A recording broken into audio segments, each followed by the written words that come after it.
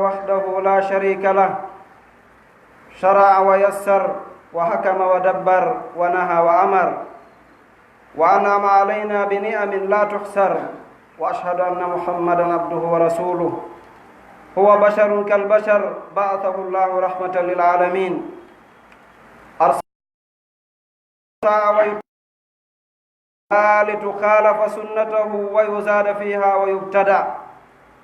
فلا يستقيم إيمان عبد به حتى يطيعه فيما أمر ويصدقه فيما أخبر ويجتنب ما عنه نهى وزجر من المعاصي والبدع الجالبة للخطر صلى الله عليه وعلى آله وصحبه الذين التزموا سنته ووقفوا عند هديه ما اتصلت عين بنظر وأذن بخبر وسلم تسليما كثيرا. أما بعد، عباد الله، فاتقوا الله تعالى واشكروه على ما من به عليكم إذ بعث فيكم رسولا من أنفسكم يتلو عليكم آياته ويزكيكم ويعلمكم الكتاب والحكمة فحققوا هذه النعمة باتباع سنة رسولكم صلى الله عليه وسلم والوقوف عند هديه وشريعته والبعد عما أحدثه أهل الأهواء من البدع التي ما أنزل الله بها من سلطان. إخوة الإسلام في كل مكان، لقد جاء الأمر بطاعة الرسول صلى الله عليه وسلم ولزوم سنته في آيات كثيرة من كتاب الله تعالى وأحاديث شريفة من سنة رسوله صلى الله عليه وسلم، وكلها نصوص صريحة في وجوب طاعته واتباع سنته والتسليم له دون اعتراض وعدم الخروج عن أوامره وزواجره بأي حال من الأحوال. قال ربنا جل وعلا: وما آتاكم الرسول فخذوه وما نهاكم عنه فانتهوا. وقال أيضا: قل إن كنتم تحبون الله فاتبعوني يحببكم الله ويغفر لكم ذنوبكم. وقال أيضا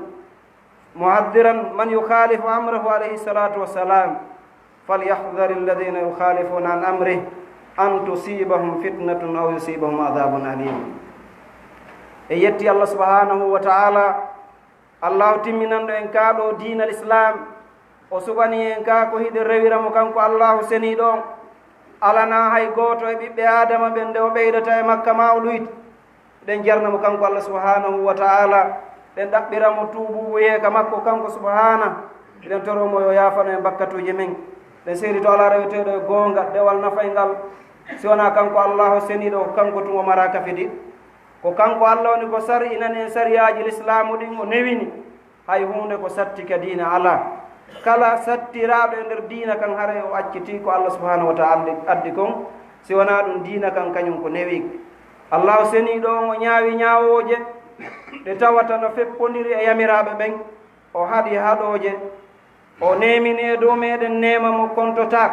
hay si ettiɗen kontugol en andata nemaji ɗi Allah nemini e hoore meɗen ɗin. ɓeɗo seeɗo wonde oɗo annabajo tedduɗo Muhammad ibn Abdullah mo Allah subhanahu wa ta'ala nuni ko neɗɗanke noon wowɗo o yimɓe hiɓe ɓen. Allahu tabaraka wa taala nelimo yurmede wonande nde ɗo tagore. Allah nelirimo fii o ɗofte o jokke ndaka tawa diina makko kan ko e laawol nelaɗo sallallahu alaihi wasallam woni ko rewa, tawa sunna makko on o ɓeydaka hara hay hunde sinkaka ɓeydita e diina kan. haray imanu jihad tabitata wonde mo gomɗini nelaɗo sallallahu alaihi wa alihi wa sallam ha o ɗofto yamiroje nelaɗo on, o gongina nelaɗo e ko humpiti kon, o woɗɗito haɗoreji nelaɗo ko ñaaɗi e muɗum kon, immorde e bakkatuji e bida'aji ɗi tawata ko ɗi pooɗanta jommumen ko dansere imma ka aduna ɗo ma yawmal qiyama. yo Allah subhanahu wa ta'ala dandu en fuɗɗotagol e kaɗo diina. yo Allah juuɗo e nelaɗo e sahaba en ɓe tawnoɓe ɓornitike diina Allah kan, ɓe ñantini nelaɗo sallallahu alaihi wa sallam, ɓe darike ka nelaɗo haɗi ɓe ɗon, ɓe hatti ka nelaɗo wiyo ɓe hattu ɗon, ɓe ɓeydali ɓe ɗoytali. yo Allah ɓeydanɓe kisi e kamɓe kala ñentinɗoɓe ha Allahu tabaraka wa ta'ala ronandiɗo leydi e koni hoore mayri kon. si ɗum feƴƴi jiyaɓe Allah pule Allahu seniɗo jarnemo e dow ko nemin e dow moɗon kon sabu nelgol oɗo nelaɗo tedduɗo Muhammad ibni Abdillah waɗamo ko nelaɗo jeeyaɗo e men yurminɗo en faalanaɗo en moƴƴere hulanɗo en tampere himo janga e dow meɗen ayeji Allah ɗen himo laɓɓinira en sunna makko on himo andina en deftere nden e sunna on haray tabintine oɗo nema tabintinironmo ñentigol oɗo annabajo tedduɗo e daragol ka haɗoreji makko ɗitagol kala ko yimɓe beɗaɓen sinki ɓe bakki e diina kan konko tawata Allah subhanahu wa taala jippinanaɗi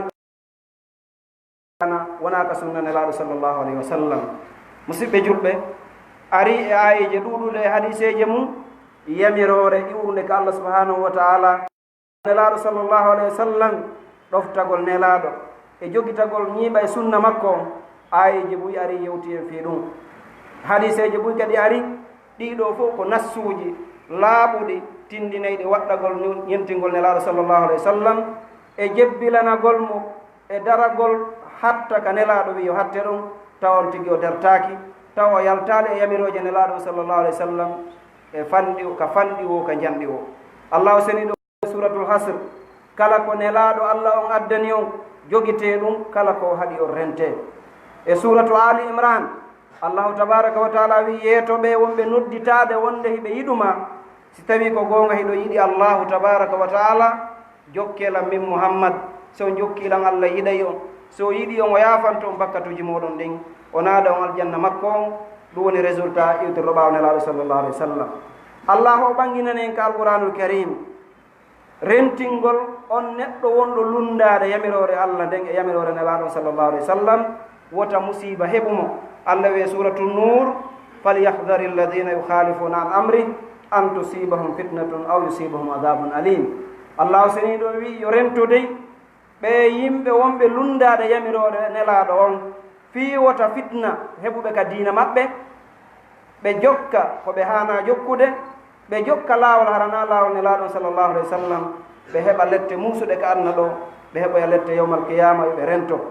ko wana noon kadi ari e makuji nelaɗo sallllahu alayhi wa sallam ɗuɗuɗi ɗi tawata koɗi noddata ko faade e ɗeɗo yamirore ka firugol ɗeɗo aji alqouranul karim ɗe gandi hadise arɗo hadise irbade ibnu sariyata radiallahu anhu kanelaɗo sallllahu alayhi wa sallam yeeti sahaba en innahu man yaish minkum fa sayara ihtilafan kathira fa alaykum bi sunnati wa sunnati alkhulafai rashidin almahdiyin fatamassaku biha wa addu alayha binnawajiz wa iyyakum wa muhdathati al-umur fa inna kulla muhdathatin bid'ah wa kulla bid'atin dalalah. irbad ibn sariya radiyallahu anhu o wi nelaɗo sallllahu alayhi wa sallam ma kadi ɓe ñande go ko woni fi kala neɗɗo e moɗo wuuruɗo juuti gurdam o yiya e lurral ɗuɗungal nelaɗo maki si ɗum waɗi mi yamiri on jogi to sunna on e sunna lontiɓe lam fewuɓe fewnoɓe ɓen aboubacrin wa umara radiyallahu anhum ajmain. nelaɗo maki fatamassaku biha jogite on sunna ɗon wa addu alayha bil nawajis ngatironmo jogitoɗon ƴakkirre ɗen hara on accitali wa iyyakum wa muhdathati l umur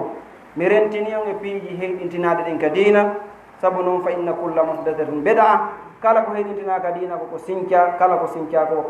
kullu bid'atin dalala kala bid'a ko majjere ko naɓata ɗum ko yirta yo Allah subhanahu wa taala dande ibadallah لكل مسلم من هذه النصوص وغيرها من الآيات والأحاديث التي مر ذكرها أن المسلم مأمور بالاتباع ومنهي عن الابتداع وإحداث الأمور المخالفة للدين. فعن عائشة رضي الله عنها أن رسول الله صلى الله عليه وسلم قال من أحدث في أمرنا هذا ما ليس منه فهو رد متفق عليه. وفي رواية من عمل عملا ليس عليه أمرنا فهو رد. وللسلف الصالح رحمهم الله في هذا المجال من الأقوال والأفعال ما يوضح الاتجاه العام للقرون الخيرة ويقدم للمسلمين في كل زمان ومكان المثل الأعلى